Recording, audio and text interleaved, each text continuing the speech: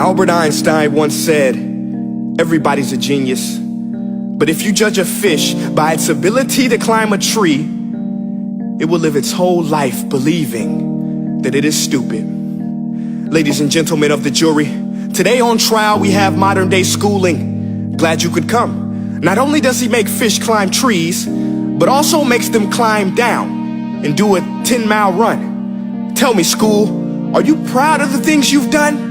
Turning millions of people into robots, do you find that fun? Do you realize how many kids relate to that fish swimming upstream in class, never finding their gifts, thinking they are stupid, believing they are useless? Well, the time has come, no more excuses. I call school to the stand and accuse him of killing creativity, individuality, and being intellectually abusive. He's an ancient institution that has outlived his usage. So, Your Honor, this concludes my opening statement, and if I may present the evidence of my case, I will prove it. Proceed. Exhibit A. Here's a modern day phone. Recognize it? Here's a phone from 150 years ago. Big difference, right? Stay with me. Here's a car from today, and here's a car from 150 years ago. Big difference, right? Well, get this. Here's a classroom of today, and here's a class we used 150 years ago. Now ain't that a shame? In literally more than a century, nothing has changed. Yet you claim to prepare students for the future? But with evidence like that, I must ask, do you prepare students for the future or the past?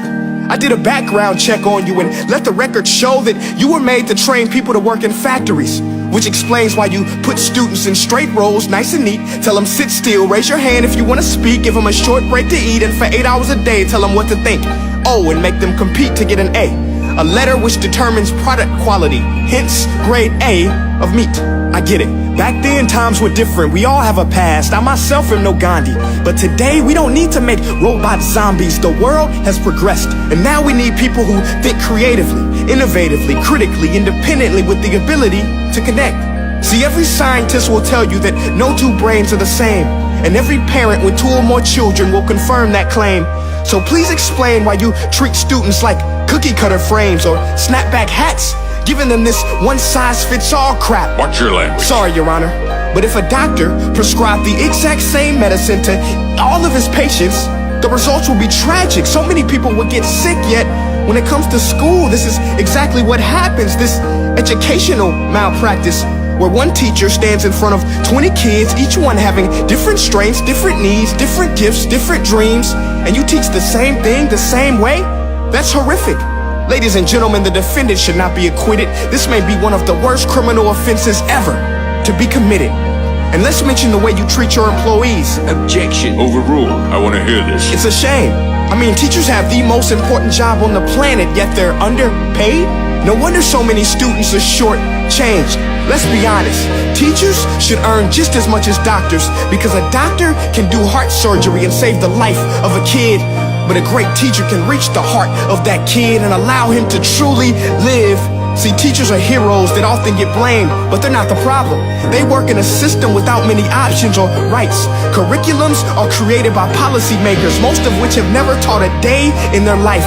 Just obsessed with standardized tests. They think bubbling in a multiple choice question will determine success. That's outlandish. In fact, these tests are too cruel to be used and should be abandoned, but don't take my word for it. Take Frederick J. Kelly, the man who invented standardized testing, who said, and I quote, "These tests are too cruel to be used and should be abandoned." Ladies and gentlemen of the jury, if we continue down this road, the results will be lethal. I don't have much faith in school, but I do have faith in people. And if we can customize healthcare, cars, and Facebook pages, then it is our duty to do the same for education, to upgrade it, change it, do away with school spirit, because that's useless. Unless we're working to bring the spirit out of each and every student, that should be our task. No more Common Core. Instead, let's reach the core of every heart in every class. Sure, math is important, but no more than art or dance. Let's give every gift an equal chance. I know this sounds like a dream, but countries like Finland are doing impressive things.